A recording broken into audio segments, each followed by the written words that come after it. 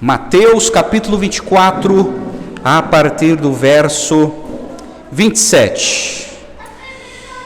E hoje será tratado um assunto de grande importância, que é a nossa grande esperança, que é a volta de Cristo.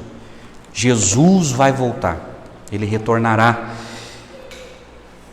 E essa é uma mensagem de esperança. A maior promessa que Cristo nos deixou é a sua volta. E nós precisamos meditar nessa verdade, nessa noite. Mateus capítulo 24, eu quero ler com vocês a partir do verso 27 até o 44. Acompanhe comigo a leitura da Escritura. Porque assim como o relâmpago sai do Oriente e se mostra até o Ocidente, assim será a vinda do Filho do Homem. Onde estiver o cadáver, aí se ajuntarão os abutres. Verso 29. Logo em seguida a tribulação daqueles dias, o sol escurecerá, a lua não dará sua claridade, as estrelas cairão do firmamento e os poderes do céu serão abalados. Então aparecerá no céu o sinal do Filho do Homem. Todos os povos da terra se lamentarão e verão o Filho do Homem vindo sobre as nuvens do céu com poder e grande glória. E ele enviará os seus anjos com grande som de trombeta, os quais reunirão os seus escolhidos dos quatro ventos, de uma a outra extremidade dos céus. Aprendam a parábola da figueira. Quando já os seus ramos se renovam e as folhas brotam, vocês sabem que o verão está próximo. Assim também vocês, quando virem todas estas coisas, saibam que está próximo às portas. Em verdade lhes digo que não passará esta geração sem que tudo isso aconteça. Passará o céu e a terra, porém as minhas palavras não passarão. Mas a respeito daquele dia e hora ninguém sabe, nem os anjos dos céus, nem o Filho, senão o Pai. Pois assim como foi nos dias de Noé, assim será também a vinda do Filho do Homem. Pois assim como nos dias anteriores ao dilúvio comiam e bebiam, casavam e davam-se em casamento, até o dia em que Noé entrou na arca, e não o perceberam, até que veio o dilúvio e os levou a todos. Assim será também a vinda do Filho do Homem. Então 2 estarão no campo, um será levado e o outro será deixado. Duas mulheres estarão trabalhando no moinho, uma será levada e a outra será deixada. Portanto, vigiem, porque vocês não sabem que dia virá o Senhor de vocês. Porém, considerem isso: se o pai de família soubesse a hora que viria o ladrão, vigiaria e não deixaria que a sua casa fosse arrombada. Por isso, estejam também vocês preparados, porque o Filho do Homem virá a hora em que vocês menos esperam. Até aqui. Vamos orar, meus amados. Pai, fala conosco, Senhor, através dessa bendita promessa em que teu Filho virá nos buscar. Ó Deus, fala conosco, aviva a nossa fé. Ó Deus, reforma a nossa fé e faça-nos, ó Deus, mais uma vez entender a importância dessa doutrina, ó Pai. Ajuda-nos, ó Deus, para que nós possamos nos preparar da melhor maneira possível para o grande dia em que o Senhor virá nos buscar. Oramos agradecidos, em nome de Jesus. Amém e amém. Amados, segunda vinda de Cristo. Mateus capítulo 24 e 25, eu tenho falado para os irmãos, que é o grande sermão escatológico ou sermão profético de Jesus. É o último discurso doutrinário de Jesus. Eu tenho vos falado que escatologia é uma disciplina da teologia, cuja palavra grega escatos significa últimas coisas, e logia estudo. Então aqui Jesus está mostrando o que vai acontecer nos últimos dias, no fim do mundo. E ele fala também em detalhes sobre a sua segunda vinda. A segunda vinda de Cristo é tão importante no Novo Testamento que ela está presente em todos os livros, exceto segunda carta de João, terceira carta de João e Filemão. Nessas 3 cartas não toca nesse assunto, mas no restante de todos os livros do Novo Testamento se fala da segunda vinda de Cristo. Então, o que os escritores do Novo Testamento querem nos ensinar? Que Jesus voltará, que essa doutrina é uma verdade, e o nosso Cristo voltará para buscar a sua amada igreja. Precisamos estar preparados. Mas qual é o esboço do sermão profético de Jesus em Mateus 24, 25? Você pode sistematizar assim na sua cabeça. Por exemplo, o esboço, ele falou sobre a profecia, sobre a destruição do templo de Jerusalém. Vocês lembram? Quando os apóstolos ficaram fascinados com a construção do templo, Jesus falou: olha, não vai ficar pedra sobre pedra. Essa profecia aconteceu no ano 70, com a invasão romana sobre Jerusalém. Jesus fala sobre o princípio das dores, é o tempo que a gente está vivendo. No princípio das dores, Jesus deixou bem claro que vários sinais aconteceriam que vai preceder a vinda dele. Jesus fala da grande tribulação, nós meditamos nisso domingo passado. Jesus deixa bem claro que, assim como houve grandes tribulações no passado, haverá no futuro uma grande tribulação em que os crentes serão perseguidos no mundo inteiro.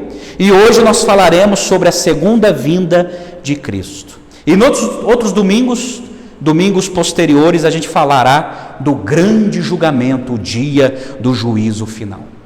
Mas quando nós estudamos as profecias na Bíblia, precisamos entender a dinâmica das profecias bíblicas. Eu tenho vos falado que as profecias bíblicas, muitas vezes, ela tem um duplo cumprimento. Por exemplo, quando nós vimos sobre a destruição do templo de Jerusalém, aquilo era um emblema, um símbolo daquilo que vai acontecer no futuro, no mundo inteiro.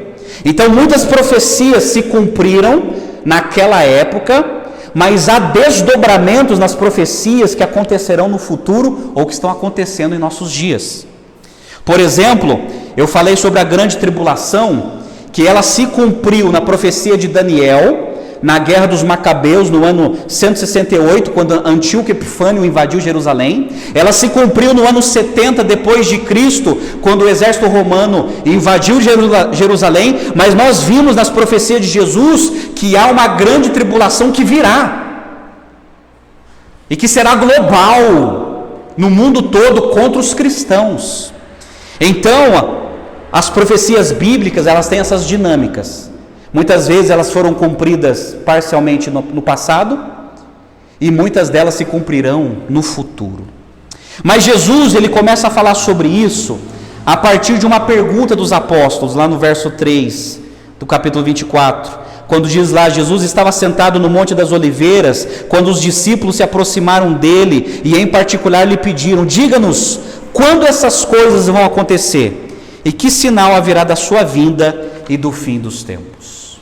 Os apóstolos, quando ouviram de Jesus que o templo não sobraria pedra sobre pedra, eles ficaram curiosos e perguntaram para Jesus: quando isso vai acontecer?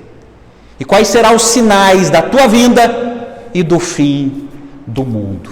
Uma coisa que Jesus deixou bem claro, que esse mundo, meus amados, vai ter um fim. É ilusão da cabeça das pessoas em pensar que esse mundo sempre existirá dessa maneira.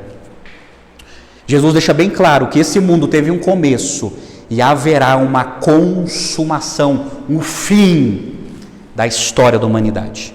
Mas eu quero chamar a sua atenção, por gentileza, para a exposição do texto. E eu quero fazer uma exposição do texto explicando para você a questão da segunda vinda de Cristo. Como ele virá, a maneira como ele fala para nós nos prepararmos. E no verso 27 ele diz assim na sua Bíblia, olha só: porque assim como o relâmpago sai do Oriente e se mostra até o Ocidente, assim será a vinda do Filho do Homem. Onde estiver o cadáver, aí se ajuntarão os abutres. Jesus deixa bem claro que a vinda dele será como um relâmpago. O que Jesus quer dizer aqui? Que quando Jesus voltar, isto será altamente visível. Jesus não vai voltar de maneira secreta, como algumas linhas de interpretação falam. Não, Jesus virá de tal maneira que as pessoas verão, como um relâmpago que ilumina, que estronda. A volta dele será altamente visível. E no verso 28, quando ele fala do cadáver, e aí se ajuntarão os abutres, aqui é uma referência da cidade de Jerusalém como um cadáver.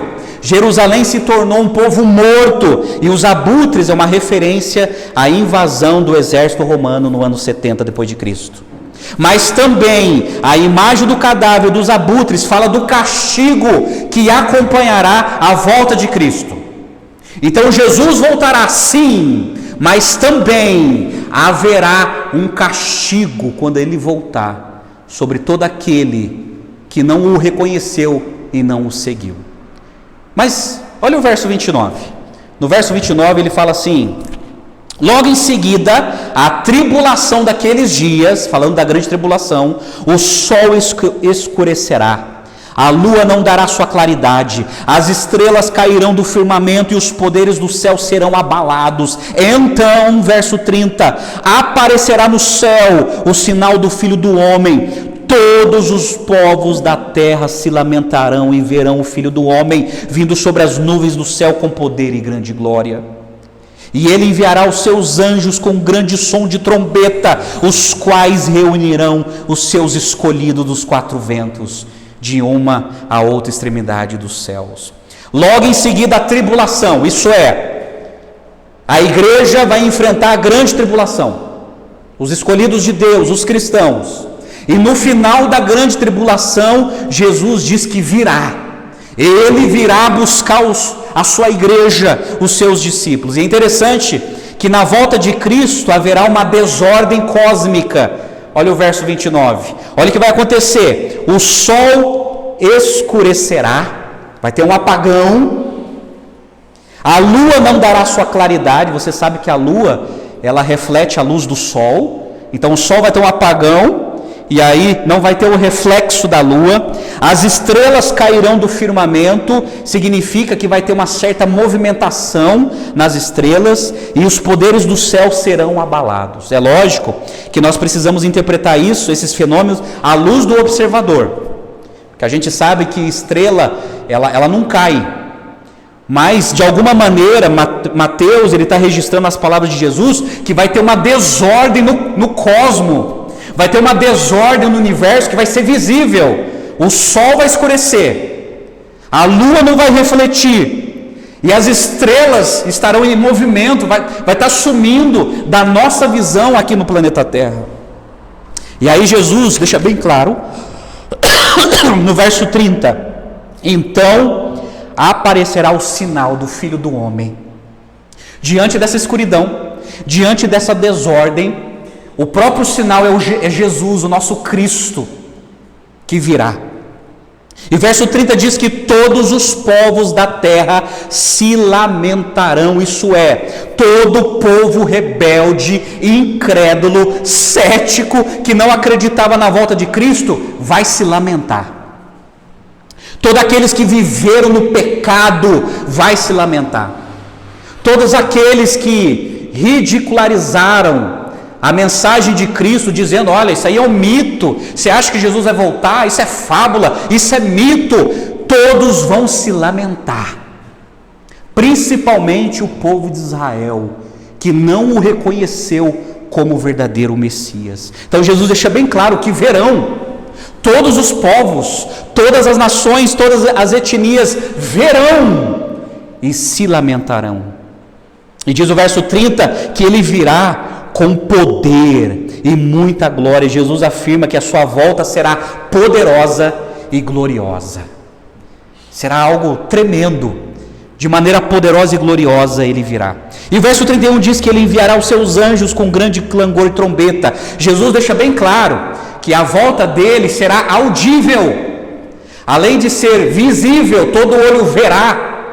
Além de ter uma desordem cósmica que vai chamar a atenção, as pessoas ouvirão a trombeta dos anjos. Então, meus amados, não vai ser nada secreto, tá? Não vai ser nada secreto, vai ser algo maravilhoso, visível, audível, e todo olho verá.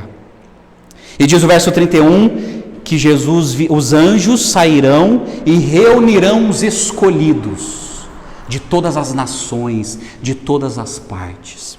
Interessante que o pastor batista Charles Spurgeon, falando da grande tribulação em que Deus vai abreviar aquele tempo para salvar os seus escolhidos, e ele falando da reunião dos seus escolhidos, ele falou assim: o mundo é para a igreja aquilo que um andaime é para o edifício.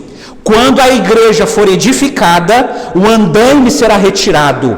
O mundo deve permanecer até o último eleito ser salvo. Então virá o fim. Os anjos vão acolher, reunir os escolhidos de Deus, aqueles que foram convertidos, aqueles que verdadeiramente são discípulos de Jesus e foram transformados pelo poder do Evangelho. Assim será a volta de Jesus, meus amados. Visível, audível, espetacular. Só que para muitos será uma lamentação. Para muitos vai ser uma profunda tristeza como nunca sentiram antes. Mas no verso 32, Jesus ele dá alguns conselhos. Olha só: aprendam a parábola da figueira. Quando já os seus ramos se renovam e as folhas brotam, vocês sabem que o verão está próximo. Assim também vocês, quando virem todas essas coisas, saibam que ele está próximo às portas. Em verdade lhes digo que não passará esta geração sem que tudo isso aconteça. Passará o céu e a terra, porém as minhas palavras não passarão. Aí Jesus ele usa uma parábola de algo muito comum ali em Israel, que é a figueira. Jesus conta uma parábola mostrando que quando brotam as folhas dos ramos da figueira, isso significa estar chegando o verão. Do mesmo modo, quando começarem as dores de parto, o que é as dores de parto? O princípio das dores. O que tem dentro dos princípios das dores? Os sinais. Jesus está dizendo: olha, quando vocês virem os sinais acontecendo, significa que ele está cada vez mais próximo, e os sinais estão cada vez mais evidentes.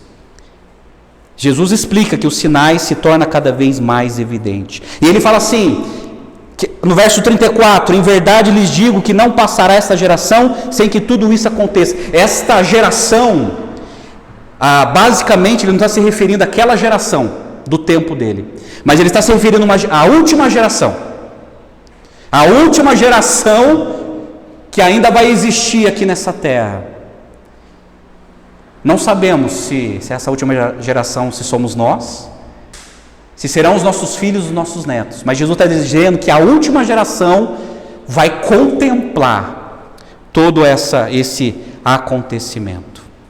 E no verso 35 ele fala que céus e terra passarão, mas as minhas palavras não passarão. Sabe o que Jesus está falando? Que vai passar eventos da história da humanidade, que vai passar gerações, grandes acontecimentos da história que marcará o mundo, vai passar, mas a palavra de Jesus vai se cumprir. Vai se cumprir. Céus e terra passarão, gerações passarão, povos passarão, histórias passarão, mas a palavra de Jesus vai se concretizar. Amados, vai se concretizar porque quando nós estudamos as profecias no Novo Testamento, nós já percebemos que muitas profecias já se cumpriram. Nós estamos percebendo que outras estão se cumprindo agora, em 2022. E outras há de se cumprir. Porque o nosso Cristo não é homem para mentir. Mas, olha só no verso 36. Ele fala algo muito importante. Mas, a respeito daquele dia e hora, ninguém sabe, nem os anjos do céu, nem o Filho, senão o Pai. Jesus fez essa declaração porque os discípulos queriam fixar o tempo com precisão, mas isso não lhes competia saber. Em vez disso, a ênfase de Cristo está na fidelidade, na vigilância, na mordomia, na expectativa e no preparo. Jesus ele disse isso porque os discípulos eles tinham o mau costume que alguns têm hoje, de querer fixar tempo, marcar data. Eles tinham essa curiosidade. Aí, deixa eu expor para você, eu quero expor para vocês algumas tentativas frustradas de marcar a volta de Cristo e o fim do mundo. Deixa eu expor para vocês o que já aconteceu na história humana, com essa tentativa de marcar a segunda vinda ou o fim do mundo. Olha só, preste atenção. Primeiro, um sacerdote romano que viveu no século II, profetizou que Jesus retornaria no ano 500 depois de Cristo. O primeiro dado de pesquisa que a gente tem de uma pessoa que fala da volta de Cristo. E ele falou que Jesus voltaria no ano 500 depois de Cristo com base, olha que perigo, com base nas dimensões da Arca de Noé. Então ele pegou as dimensões que Deus revelou para Noé, para que a arca fosse construída. Ele fez alguns cálculos com aquelas dimensões, fazendo um cálculo da volta de Jesus no ano 500 depois de Cristo. Se frustrou, porque Jesus não voltou. No ano 1000, a Igreja Católica Romana profetizou que Jesus voltaria. E, gente, foi um pandemônio. A Igreja Católica, no ano 1000, profetizou que Jesus viria naquele ano. Sabe o que aconteceu? Vários peregrinos foram para Jerusalém. Vários patrimônios foram doados, porque Jesus ia voltar. E vários prisioneiros foram libertados. Vários. E profetizaram que no ano 1000 Jesus voltaria, e ele não voltou. Um homem chamado William Miller calculou, aqui está o perigo, gente, de usar a Bíblia para marcar a volta de Jesus. Todos se frustraram quando fizeram isso. Esse homem, William Miller, ele pegou a Bíblia, ele calculou que cada um dos 2.300 dias da profecia de Daniel representava um ano. Olha a conta dele. Miller tomou o regresso de Esdras do cativeiro no ano 457 a.C. como ponto de partida para o cálculo de Cristo, que Cristo voltaria à Terra em pessoa no ano 1843. Ele fez essa previsão em 1818. Tão grande foi o impacto causado por essa revelação de Miller, que muitos cristãos lá nos Estados Unidos, vindos de diferentes igrejas, doaram suas propriedades, abandonaram seus afazeres e se prepararam para ver a volta de Jesus em 21 de março de 1843. O dia esperado chegou e não se cumpriu.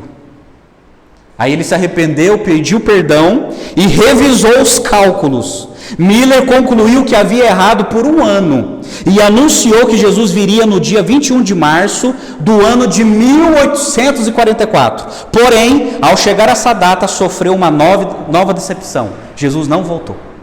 Diz a história que ele se arrependeu, pediu perdão e mais uma vez fez um novo cálculo no qual Jesus voltaria no dia 22 de outubro de 1844 e não se cumpriu. De novo quebrou a cara. Então, diante dessas frustrações, uma senhora chamada Ellen White interpretou a profecia de Miller dizendo que ele não errou. Não, calma, Miller não errou. Aí sabe qual foi a profecia dessa senhora? Ela disse que Cristo veio para o santuário celeste invisível para fazer a investigação dos nossos pecados. Que malandragem, né?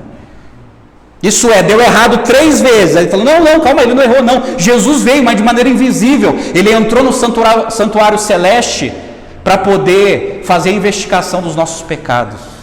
Que doutrina estranha. Eles acreditam nisso, infelizmente. Os nossos amigos adventistas creem nisso. E nessa mulher que é considerada profetisa. Então, muitos falsos marcaram a volta de Cristo. Olha mais um. Em 1874, as testemunhas de Jeová predisseram a vinda de Jesus naquele ano. e não se cumpriu. Como não aconteceu, eles marcaram outras datas como, olha só, eles marcaram em 1878, 1881, 1910, 1914, 1918, 1925, 1975 e 1984, e Jesus não voltou. É terrível, né? Você marcar tanta data e não voltar, você perde credibilidade, não é verdade? E aí a mentira, o engodo, falando da volta de Jesus. Em 1982, aí olha que interessante, teve o alinhamento dos planetas. Eu não sei quem lembra disso, né? Eu não sei porque eu nasci nesse ano. Em 1982 teve o alinhamento dos planetas, e alguns religiosos também especularam da volta de Cristo. Olha, os planetas vão se alinhar e Jesus vai voltar, e não voltou. Um homem chamado Hal Linsken disse que em 1988 seria o fim do planeta Terra. Então um pastor chamado Edgar Weisland escreveu um livro que se chama 88 razões porque o arrebatamento será em 1988, e vendeu milhões de cópias. Amados, eu ouvi alguns pastores mais antigos que esse livro vendeu tanto, e muitos pastores naquele ano acreditaram nisso, que Jesus voltaria em 1988, e ele não voltou. O pastor Jim Rincon, da Igreja de Cristo em Los Angeles, causou uma grande agitação quando anunciou que recebeu uma visão de Deus apocalíptica que aconteceria em 9 de junho de 1994. E nessa visão estava a volta de Cristo, e Cristo não voltou. No mesmo ano, aí o Brasil não pode ficar de fora. No mesmo ano, uma mulher chamada Valnice Milhomes, que é uma ex-missionária da nossa igreja, da Igreja Batista, e saiu da nossa denominação para virar apóstola, ela profetizou que Jesus viria na década de 90. Ela profetizou, gente, está na internet. Tem vídeo dela falando sobre a vinda de Cristo na década de 90, e Jesus não voltou. No ano 2000, isso aqui eu já lembro, no ano 2000, outra vez os planetas ficaram em alinhamento, e isso resultaria em algumas catástrofes na natureza, como terremotos, erupções, e alguns pastores, eu lembro disso, e alguns esotéricos predizeram o fim do mundo, e até inventaram um versículo, principalmente os pastores, inventaram um versículo que eu nunca encontrei na Bíblia: 1000 passarás e 2000 não passarás. E tem gente que pensa que esse versículo existe. Não existe. E eu lembro, gente, porque eu me converti em 99. Eu lembro no ano 2000, só porque era ano 2000, alguns pastores, aí foi o erro de algumas igrejas evangélicas, foi a vez das igrejas evangélicas, alguns pastores de maneira imprudente falando da volta de Jesus, e Jesus não voltou. Não voltou. Os adeptos da seita da nova era afirmaram, baseado no fim dos calendários dos maias e dos astecas, a previsão do mundo, o fim do mundo em 21 de dezembro de 2012. Aí saiu até filme em Hollywood sobre isso, e não teve fim nenhum. Estamos aqui. Então, gente, sempre houve especulação, sempre houve falsa profecia com aqueles que tentaram marcar a vinda de Jesus. Quando vocês virem, isso acontece ainda, quando vocês virem falsos profetas ou falsas profetisas na internet falando da volta de Jesus, é mentira, não caia nisso, porque Jesus deixou bem claro: ninguém sabe senão o Pai, ninguém sabe. Agora é interessante que quando Jesus fala que nem um filho, senão o Pai, a gente precisa entender isso. Aí os comentaristas da Bíblia de Estudo de Genebra, ele nos ajuda a entender, quando ele escrever assim, abre aspas: embora onisciente, se referindo a Cristo, no que diz respeito à sua deidade, quanto à sua humanidade, o conhecimento de Jesus é respectivamente finito e mutável. Misteriosamente, suas duas naturezas são unidas numa só pessoa, mas seus atributos distintos não se misturam e nem se confundem. Então, o que eu entendo aqui, que eles estão dizendo, que aqui Jesus falou como homem. Olha, o Filho não sabe, os anjos não sabem, mas o Pai, somente o Pai sabe quando o Filho do homem voltará. Pois bem, Olha só no verso 37. Aí Jesus ele fala da distração do mundo. Pois assim como foi nos dias de Noé, assim também será a vinda do Filho do Homem. Pois assim como nos dias anteriores ao dilúvio, comiam e bebiam, casavam, davam-se em casamento, até o dia em que Noé entrou na arca. E não o perceberam, até que veio o dilúvio e os levou a todos. Assim será também a vinda do Filho do Homem. Sabe o que é interessante? Que quando Jesus fala da história de Noé, ele como nosso Senhor, ele está aqui ratificando que a história de Noé, a história da arca, é uma história verídica. Não é um mito, ele não está usando nenhuma alegoria aqui. Ele está trazendo um dado histórico, um evento histórico e falando, olha, assim será também na minha vinda. A ênfase de Jesus aqui não é tanto na extrema impiedade dos dias de Noé, mas na preocupação das pessoas com os assuntos corriqueiros da vida. Jesus está dizendo o seguinte, olha, as pessoas vão estar trabalhando, as pessoas vão estar sobrevivendo, vão estar fazendo o que sempre fazem, mas é nesse momento de correria, de distração, que Jesus virá. As pessoas não vão perceber, as pessoas estarão tão ocupadas com os seus afazeres, com os seus problemas, que é nesse contexto que Jesus virá, porque assim aconteceu nos dias de Noé. Assim aconteceu. E diz o verso 39 que não o perceberam, aquela sociedade na época de Noé. O castigo do dilúvio foi tão repentino que aquela sociedade havia recebido várias advertências na forma de pregação de Noé e mediante a arca em si, que era um testemunho do castigo que estava próximo. Mas eles não se preocuparam com tais assuntos e, portanto, foram destruídos inesperadamente no meio de suas atividades. Então Jesus está dizendo o seguinte, que quando ele voltar, vai ser de maneira inesperada. Ele vai ser imprevisível, ele vai vir no calor das atividades humanas. As pessoas vão estar vivendo, casando, trabalhando, tendo filhos, mas é nesse contexto de correria que Jesus vai aparecer. Assim será também a vinda do Filho do Homem. A volta de Cristo será repentina, imprevisível e inesperada.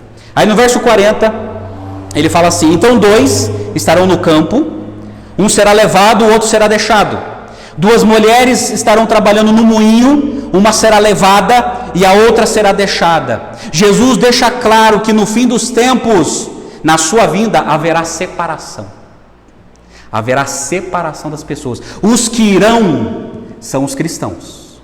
Os que ficarão são os ímpios, aqueles que não creram, ou aqueles que viveram de maneira nominal, mesmo dentro das igrejas. Essa separação das pessoas será efetuada por causa do arrebatamento. Então aqui, interessante que Mateus, só Mateus que coloca esse detalhe, Lucas e Marcos não coloca, aqui Mateus ele está introduzindo o arrebatamento. Porque Jesus virá e ele buscará os seus, e os seus ficarão em um breve tempo com Jesus, até Jesus voltar e inaugurar o seu trono, que é o dia do julgamento. Mas o apóstolo Paulo, ele escreveu em sua segunda carta aos Tessalonicenses, capítulo 4, ele fala sobre isso, no verso 16, quando ele escreveu assim, porque o Senhor mesmo, dado a sua palavra de ordem, ouvida a voz do arcanjo e ressoada a trombeta de Deus, descerá dos céus, e os mortos em Cristo ressuscitarão primeiro. Depois nós, os vivos, os que ficarmos, seremos arrebatados juntamente com eles entre as nuvens para o encontro com o Senhor nos ares, e assim estaremos para sempre com o Senhor. Esse é um breve tempo em que nós estaremos com Jesus nos ares. E depois diz a Bíblia de Apocalipse que ele virá, ele vai derrotar Satanás, o anticristo, e ele vai inaugurar o seu trono, o dia do juízo final. E lá todos serão julgados. Mas aqui, Mateus está destacando o seguinte, pessoas irão e pessoas vão ficar. Pessoas serão surpreendidas. Os crentes irão sumir um dia desse planeta. Então se prepara que um dia você vai sumir. A sua família não vai te ver, os seus parentes não vão te ver, seus amigos não o verão. A não ser que sejam convertidos, irão juntos, se não são, ficarão em angústia e lamentação. E aqueles que são de Cristo irão se encontrar com Jesus nos ares. Aí o verso 42, Jesus ele finaliza dizendo assim: portanto, vigiem, porque vocês não sabem que dia virá o Senhor de vocês. Porém, considerem isso. Aí ele traz uma ilustração. Se o pai de família soubesse a que hora viria o ladrão, vigiaria e não deixaria que a sua casa fosse arrombada. Por isso, estejam também vocês preparados, porque o Filho do Homem virá a hora em que vocês menos esperam. Verso 42, vigiem, vigiai. O cristão precisa viver em vigilância. Nós estamos aqui trabalhando, nós estamos aqui sobrevivendo, mas nós precisamos ter uma santa expectativa: Jesus vai voltar. Nós estamos aqui produzindo, fazendo, acontecendo, mas os nossos olhos precisam estar nos céus, na expectativa de que Cristo, que Ele voltará. Aqui Jesus introduz uma pequena ilustração falando do ladrão. Pelo menos os ladrões daquela época não avisavam. Não dava recado. Eles viam de maneira inesperada e roubava. Jesus falou que assim será a vinda dele. Quando menos esperar, ele virá. E no verso 44, Jesus fala: estejam também vocês preparados. O cristão deve estar preparado o tempo todo. Precisamos estar preparados. Estar preparados. Não podemos viver de qualquer jeito, como o ímpio. Precisamos estar preparados, falando com o nosso Senhor em oração, ouvindo o nosso Senhor através das Escrituras, fortalecendo a fé um dos outros, frequentando a igreja, falando de Jesus para as almas perdidas. Estejam preparados, Jesus falou. Estejam preparados.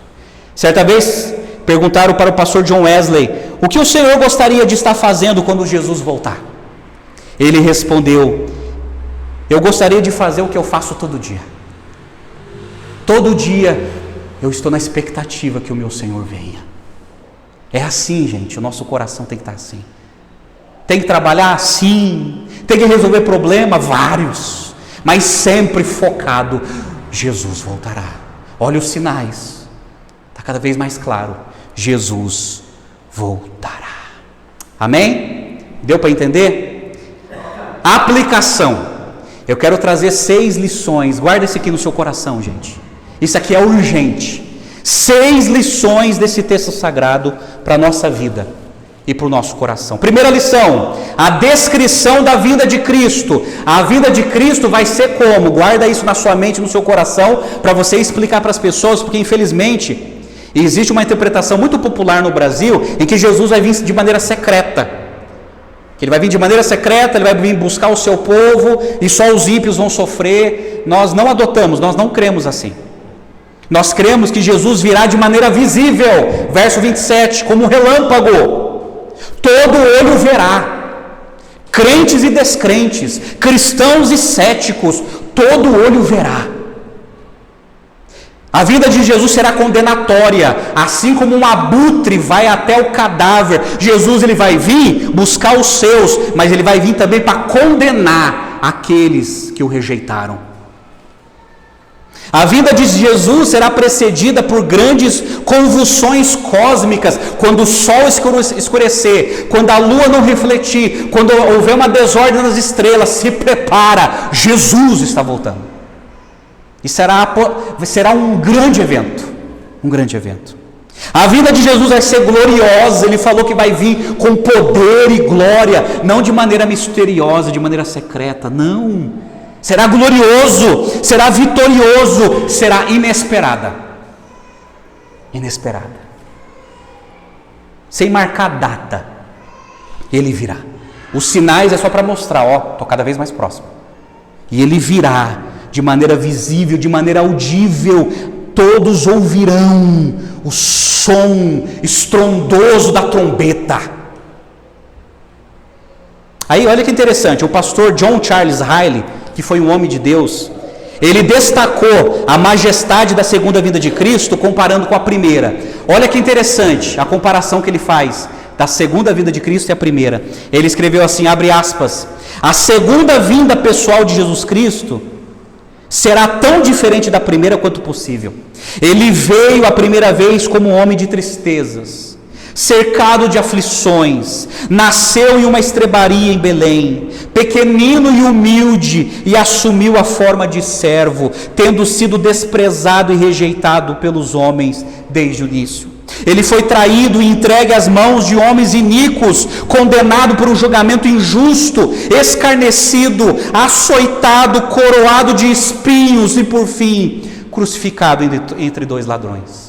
Aí ele continua, na segunda vez, ele virá como rei de toda a terra, com toda a majestade real. Os príncipes e grandes homens deste mundo haverão de comparecer diante do seu trono, para receberem uma sentença eterna. Diante dele toda boca se calará, todo joelho se dobrará, e toda língua confessará que Jesus Cristo é o Senhor. Na primeira vinda ele veio como cordeiro, na segunda vinda ele vai vir como o leão da tribo de Judá, como o grande juiz, e ele vai vir para sentenciar as pessoas que o rejeitaram. Essa é a descrição da segunda vinda de Cristo. Guarda isso no seu coração. Será visível, será audível, haverá um propósito. Ele virá. Ele virá. Segunda lição: os sinais são evidentes e claros. Meu Deus, gente. Qualquer pessoa que tem um mínimo de conhecimento bíblico está percebendo os sinais que vem tendo. Os sinais estão cada vez mais. É por isso que no verso 32 Jesus falou: presta atenção à parábola da figueira, vocês que entendem disso. Quando os ramos brotam, vocês já sabem que a estação que está vindo. Quando vocês virem esses sinais acontecendo, lembre-se, eu estou perto. E eu apresentei para vocês os 8 sinais, vocês lembram? Primeiro sinal, o surgimento de falsos cristos. Segundo sinal, o surgimento de guerras e rumores de guerras. Terceiro sinal, o surgimento de fomes, pestes e terremotos. Quarto sinal, o surgimento de perseguição religiosa. É lógico que isso vai se alastrar ainda de maneira global. Quinto sinal, o aumento da apostasia. As pessoas abandonarão a fé, serão poucos os crentes. Sexto sinal, o surgimento de falsos profetas. Quantos falsos profetas a gente tem no Brasil, no mundo, fazendo grandes milagres, mas pregando um falso evangelho. Sétimo sinal, o aumento da maldade e da iniquidade. O amor de muitos esfriará. E o oitavo sinal, a expansão do evangelho no mundo inteiro. O evangelho está crescendo e nos atingiu, chegou ao Brasil, e Jesus falou que um dia o evangelho entrará em todas as nações para buscar os seus. É isso, os sinais são evidentes. Olha para os sinais, Jesus está próximo. O apóstolo Pedro escreveu em sua segunda carta, capítulo 3, ele fala sobre o tempo de Deus, porque, gente, muito tem se falado da vinda de Jesus. Talvez, eu não sei se é o seu caso, se os seus avós eram crentes, eles já falavam da vinda de Jesus. Se os seus pais foram crentes, eles falavam também. E Jesus não voltou ainda. Mas Pedro, ele fala sobre o tempo de Deus. Quando Jesus virá, quando ele escreveu a sua carta, porque essa era a dúvida de muitas igrejas, e ele escreveu assim: mas há uma coisa, amados, que vocês não devem esquecer, que para o Senhor um dia é como 1000 anos, e 1000 anos são como um dia. O Senhor não retarda a sua promessa, ainda que alguns a julguem demorada. Pelo contrário, Ele é paciente com vocês, não querendo que ninguém pereça, mas que todos cheguem ao arrependimento. Porém, o dia do Senhor virá como um ladrão. Naquele dia os céus passarão com grande estrondo, os elementos se desfarão pelo fogo, também a terra e as obras que nela existem desaparecerão. Pedro está dizendo: olha, Deus tem o seu tempo, e no momento certo, decretado por Deus, Jesus voltará. Terceira lição: a palavra de Jesus vai se cumprir. A palavra de Jesus vai se cumprir. Jesus falou que céus e terra passarão, mas a palavra dele não passará. Vai se cumprir e já está se cumprindo, meus amados. Já está se cumprindo. Deus já decretou o dia em que Jesus vai voltar. Aí presta atenção, Lucas capítulo 21, que escreve o mesmo texto de maneira paralela, Lucas ele acrescenta algumas informações que Mateus não colocou. Olha só que Lucas 21, verso 25, olha só o que ele escreveu sobre a palavra de Jesus se cumprindo. Ele escreveu assim: haverá sinais no sol, na lua e nas estrelas, sobre a terra, a angústia entre as nações, em perplexidade por causa do bramido do mar e das ondas. Haverá pessoas, olha só que interessante, haverá pessoas que desmaiarão de terror e pela expectativa das coisas que sobrevirão ao mundo, pois os poderes do céu serão abalados. Então verão o Filho do Homem vindo sobre uma nuvem com poder e grande glória. Ora, quando essas coisas começarem a acontecer, levante-se e fiquem de cabeça erguida, porque a redenção de vocês se aproxima.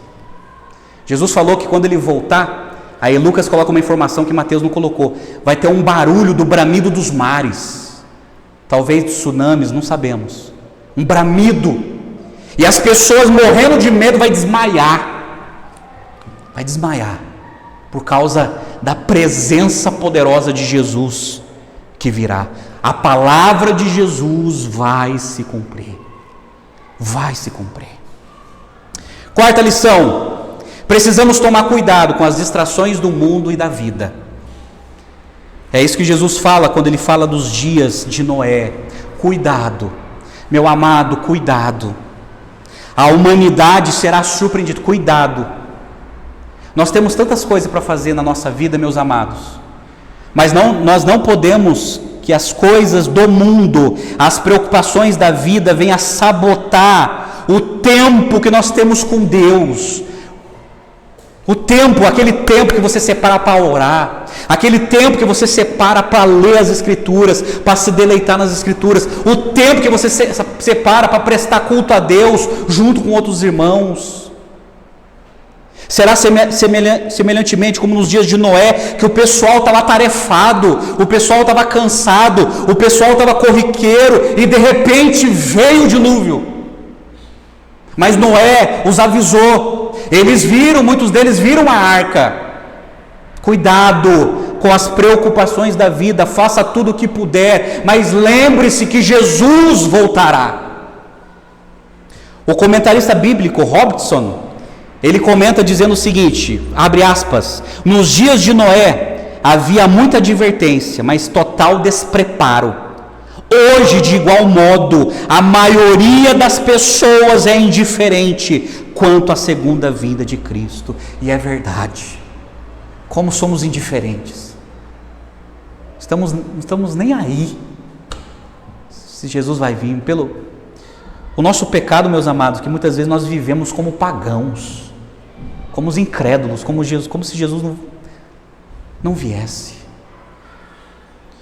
O texto paralelo de Lucas 21, verso 34, olha interessante a anotação de Lucas sobre essa questão de tomar cuidado. Ele escreveu assim: tenham cuidado, palavras de Jesus, tenham cuidado para não acontecer que o coração de vocês fique sobrecarregado com as consequências, aí ele fala do mundão, com as consequências da orgia, da embriaguez e das preocupações deste mundo, e para que aquele dia não venha sobre vocês repentinamente como uma armadilha, pois sobrevirá a todos os que vivem sobre a face de toda a terra. Portanto, vigiem o tempo todo, orando, para que vocês possam escapar de todas essas coisas que têm de acontecer, e para que possam estar em pé na presença do Filho do Homem. Aí Lucas está dizendo que quando Jesus voltar, vai ser igual nos dias de Noé, o pessoal vai estar bebendo, o pessoal vai estar em orgia, nas suas relações sexuais, outros vão estar sobrecarregados até a tampa da cabeça. É aí que Jesus virá, e para muitos vai ser uma armadilha, porque ficarão ficarão. Aqueles que tiveram o coração escravizado pelos prazeres do mundo e pelas preocupações da vida serão surpreendidos. Cuidado com a sua vida. Busque a Deus enquanto se pode achar. Invocai-o enquanto Ele está perto. Jesus voltará. Quinta lição: seremos retirados dessa terra. Verso 40 e 41. Haverá um desaparecimento de muitos cristãos. Haverá muitas tragédias no mundo. Pensa comigo. Um irá, outro ficará. Uma irá, outra ficará. Significa que se numa casa tem um casal, o marido é crente, ele vai. A esposa é descrente, vai ficar. E vice-versa. A esposa é uma crente piedosa, ela vai. O marido é incrédulo, vai ficar. Os pais são crentes fiéis, irão. Os filhos são incrédulos, ficarão. O piloto do avião é crente, ele vai. Quem vai segurar o avião? Haverá catástrofes terríveis no mundo. O motorista de ônibus, se for crente, ele vai. Quem vai segurar aquele ônibus? Vai se chocar. Vai se chocar. Haverá grandes tragédias, porque seremos retirados dessa terra, manchada pelo pecado, pela incredulidade. O pastor John Charles Riley, ele fala sobre esse episódio, olha que lindo, abre aspas. Nesse dia, os verdadeiros cristãos serão por fim reunidos. Os santos de todos os séculos, de todos os idiomas serão recolhidos entre todas as nações. Todos estarão lá, desde o justo Abel até a última alma que se converter a Deus, desde o mais antigo patriarca até a criança que é salva. Será retirado desse lugar. Aí Paulo, ele explica um pouco o que vai acontecer em 1 Coríntios capítulo 15, verso 51, você lembra?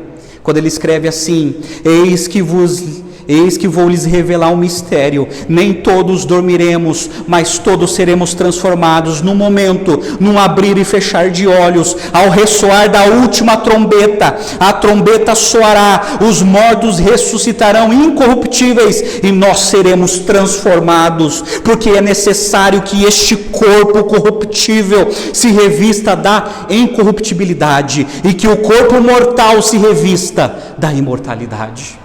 E quando este corpo corruptível se revestir de incorruptibilidade e o que é mortal se revestir de imortalidade, então se cumprirá a palavra que está escrito: tragada foi a morte pela vitória.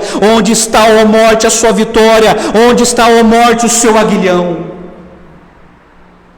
Alguns naquele dia não vai nem conhecer a morte. Alguns naquele dia não vai precisar nem pagar plano funerário, que Jesus vai voltar e Ele vai vir buscar os seus. Ele vai ressuscitar os seus, Ele vai arrebatar os seus. Seremos retirados desse mundo perverso. Sexta lição e última lição: precisamos estar preparados. Verso 42 a 44, Jesus fala isso: vigiem, vigie, irmão, porque você não sabe a hora. Jesus virá sem avisar. Vigia. Como está a sua vida? Como está a sua vida? Precisamos nos preparar. Aí Pedro, de novo, no capítulo 3, a partir do verso 11, ele fala a maneira como nós devemos nos preparar. E ele escreveu assim: uma vez que tudo será assim desfeito, vocês devem ser pessoas que vivem de maneira santa e piedosa, esperando e apressando a vinda do dia de Deus. Por causa desse dia, os céus incendiados serão desfeitos e os elementos se derreterão pelo calor. Nós, porém, segundo a promessa de Deus, esperamos novos céus e uma nova terra, nos quais habita a justiça. Olha que Pedro fala: vocês devem viver de maneira santa e de maneira piedosa. Viver de maneira santa, santificação. Como que anda a sua vida de santificação? Como que anda a sua busca pela santidade, a sua consagração a Deus? Isso é sério. Nós não podemos viver como mundanos, como pagãos. Nós precisamos viver em santidade. E muitos cristãos mundanos serão surpreendidos, porque a santificação é uma evidência da nossa conversão. Não dá para separar as coisas. Não dá. Jamais. Os crentes hoje estão com a cabeça virada por falta de conhecimento bíblico. Os crentes querem viver de qualquer jeito e pensam que são convertidos. Não é assim. Vida piedosa, sabe o que é vida piedosa? É uma vida que se deleita na presença de Deus. É a pessoa que se deleita nas Escrituras, quer conhecer a Deus através das Escrituras, não através da opinião de falsos profetas, e não baseado nos seus sentimentos, mas naquilo que está escrito. Pessoas que buscam a Deus em oração, pessoas que evangelizam, que se preocupam, porque nós estamos rodeados de pessoas que estão indo para o inferno, mas querem falar da mensagem da cruz. É isso, gente. Estejam preparados. Precisamos nos preparar. Precisamos nos preparar. E eu termino essa mensagem com 3 perguntas. E eu finalizo aqui. 3 perguntas. Primeiro, você está percebendo que as profecias de Jesus estão se cumprindo? Precisa acontecer mais alguma coisa para te convencer? As profecias estão se cumprindo. Estão se cumprindo. As profecias estão cada vez mais claras, mais nítidas. Só não crê que é incrédulo, coração duro. Segunda pergunta: você está na expectativa da volta de Jesus ou está distraído com os cuidados da vida? Você está mais preocupado com a sua vida ou você está na expectativa? Jesus voltará. Jesus voltará. Jesus voltará. Terceira e última pergunta, eu termino aqui. Você está preparado para a volta de Jesus? Pastor, qual é a melhor maneira de se preparar? Arrependa-se dos seus pecados. Abandone os seus pecados.